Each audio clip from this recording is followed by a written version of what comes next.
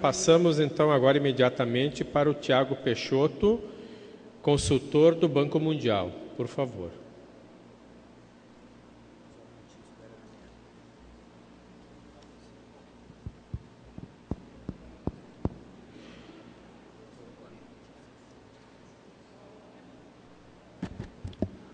Bom, primeiro de tudo, queria agradecer a todos, ao convite de participar aqui, o Governo do Estado, João, Davi, muito obrigado. Bom, como foi mencionado antes, o banco tem dado apoio em termos de assistência técnica para o desenvolvimento de ferramentas de participação e capacitação. E uma das questões que sempre surgem quando a gente está discutindo a questão da participação por tecnologia, quem participa, né? Será que são as mesmas pessoas? Qual que é o perfil desse usuário, né? Então, uma das coisas que a gente decidiu fazer foi, no último processo de votação das prioridades, foi tentar avaliar quem é que vota pela internet no processo de votação das prioridades. Qual que é o perfil desse votante, né?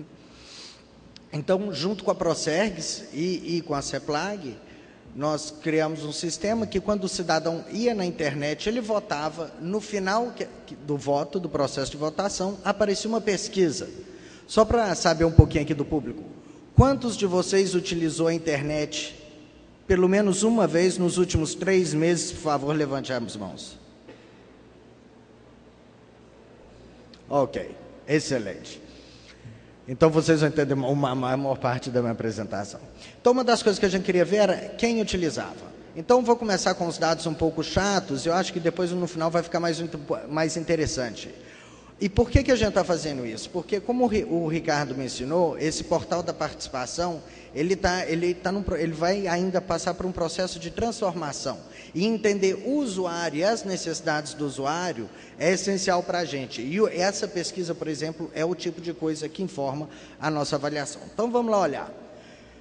Uma das coisas que são interessantes é que a gente teve um número altíssimo de respondentes. Haviam 120 mil pessoas votando, 121 mil pessoas votando pela internet, e nós tivemos quase 23 mil respondentes, ou seja, uma amostra bastante significante.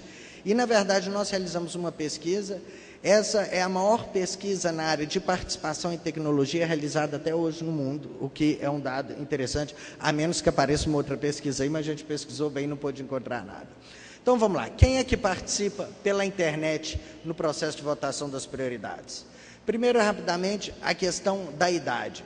A gente vê que está distribuído, a maioria do pessoal está distribuído entre 24 e 41 anos ou alguma coisa assim, mas a gente vê que você segue mais ou menos a pirâmide da população, né? Passando rapidamente, da renda mensal, a gente observa, isso não devia nos surpreender, de fato, acesso à internet está ligado à renda, então a gente tem uma renda ligeiramente mais alta se comparado com o perfil da população, ou significativamente mais alta se comparado com o resto da população. A questão é, a internet está gerando exclusão nesse caso, sim ou não? Bom, é importante lembrar que a internet é um mecanismo somente suplementar de participação. A maioria da participação ainda se faz através de cédulas impressas na votação, né?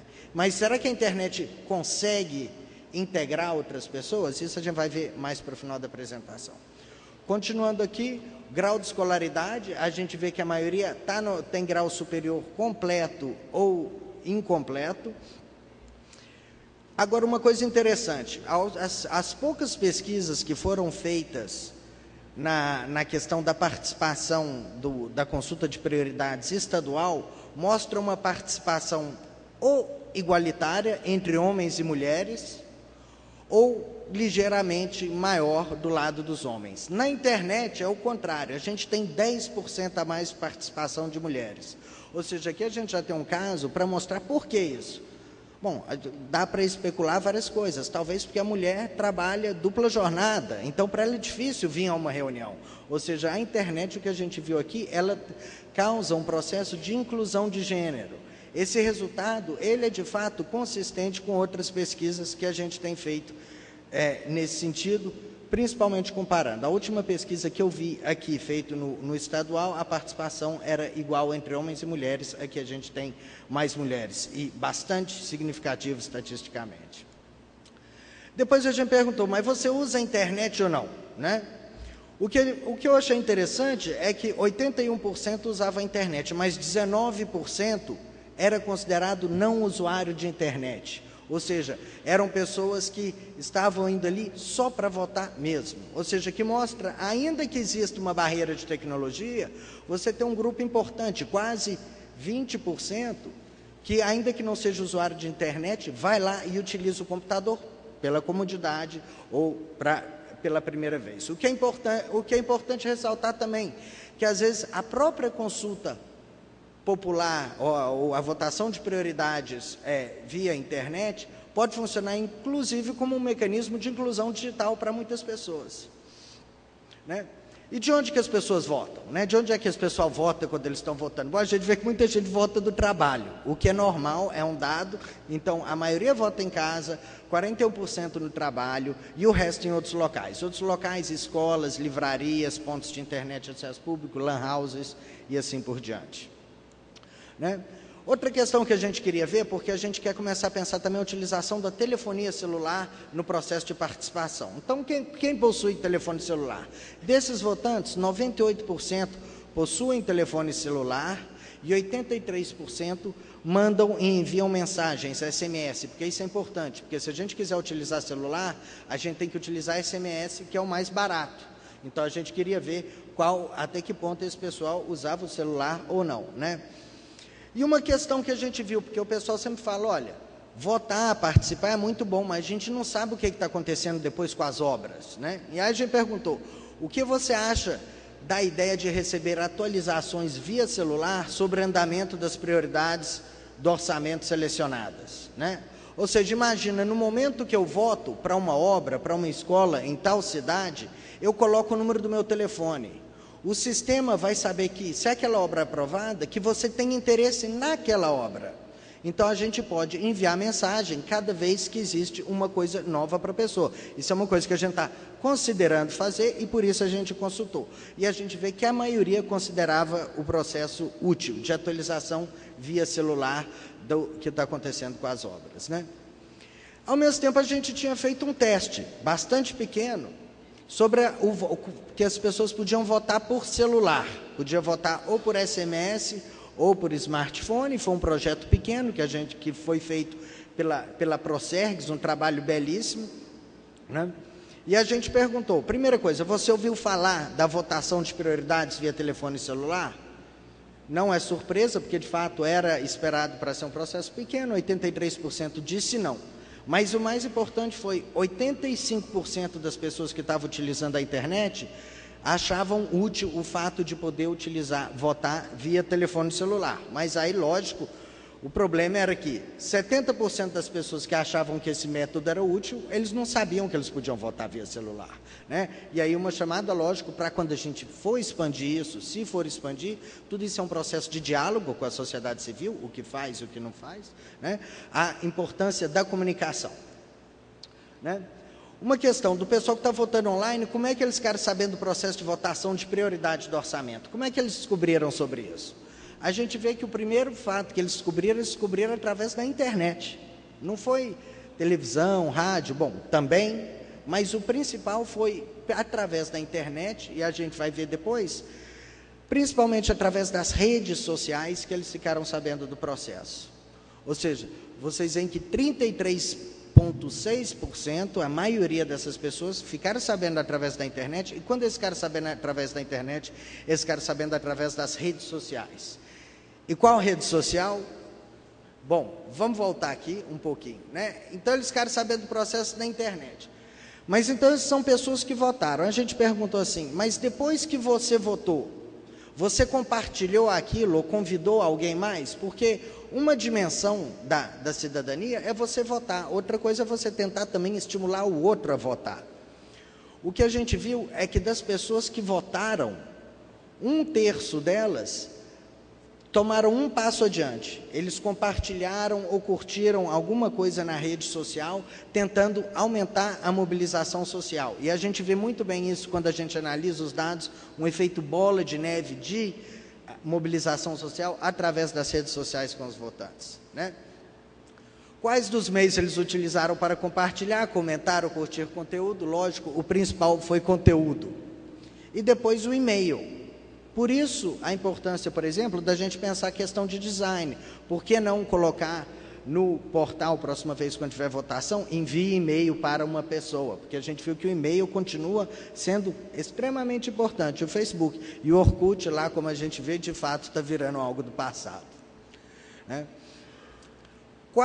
Aí a gente queria ver, mas vem cá, esse pessoal que está votando, ele é o pessoal de sempre, é quem participa, é politicamente ativo ou não? E o que a gente viu, a gente fez uma bateria longa de questões sobre a atividade cívica. E aqui a gente pergunta se participou de reuniões comunitárias, se contatou o governo e assim por diante. E o que a gente vê é que 57,2% dessas pessoas, na verdade, elas eram politicamente inativas até o momento que chegou deles votarem na internet. Então aqui você tem um ponto muito forte de mostrar que, de fato, a internet está trazendo um público novo e que não participava, né? Em anos anteriores, você já votou pela internet nas prioridades do orçamento? Ou seja, é o mesmo pessoal que vota o mesmo ano? Não, a gente vê que tem uma oxigenação. 61% das pessoas que votaram estavam votando pela primeira vez. Ou seja, você tem um público que renova, o que é sempre bom para o processo democrático, né? Antes da votação, você já havia participado de alguma discussão ou assembleia sobre orçamento 2013? 75% disseram que não, ou seja, é gente que não está participando mesmo e que só está participando via internet.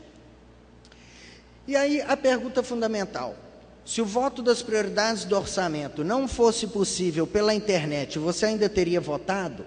63% diz não, ou seja, eles só participam porque é possível através da internet.